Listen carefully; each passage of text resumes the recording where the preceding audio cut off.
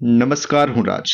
આપ જોઈ રહ્યા છો સ્પાર્ક ટુડે ન્યૂઝ. વડોદરામાં સ્વચ્છતા અભિયાનને વધુ ગતિ આપવામાં આવી રહી છે. પશ્ચિમ ઝોનના વોર્ડ નંબર 12માં આજે વન ડે વન રોડ કાર્યક્રમ અંતર્ગત સઘન સફાઈ ઝુંબેશ હાથ ધરાઈ હતી. મ્યુનિસિપલ કમિશનરના આદેશ અને આસિસ્ટન્ટ મ્યુનિસિપલ કમિશનરના માર્ગદર્શન હેઠળ અક્ષર ચોક સર્કલથી શિવાજી મહારાજ સર્કલ અને મુજમુડા ગામ રોડ સુધીના વિસ્તારમાં સાફ સફાઈ કામગીરી કરવામાં આવી હતી. આ ઝુંબેશમાં 25 જેટલા સફાઈ કામદારો જોડાયા હતા, જેમને મુખ્ય માર્ગો, ફૂટપાથ અને ડિવાઈડરનું બ્રશિંગ કર્યું હતું. સાથે સાથે દબાણ હટાવવાની કામગીરી, ટ્રી ટ્રીમિંગ, જંગલ કટિંગ અને ડિબ્રીઝ દૂર કરવાની કામગીરી પણ કરવામાં આવી હતી. ટ્રેક્ટર અને ડોઝર જેવા સાધનોની મદદથી સમગ્ર વિસ્તારને સ્વચ્છ અને સુવ્યવસ્થિત બનાવાયો હતો. આ અભિયાન દરમિયાન વોર્ડ ઓફિસર, સેનેટરી ઇન્સ્પેક્ટર અને MPWની ટીમ સહિતના અધિકારીઓ ઉપસ્થિત રહ્યા હતા.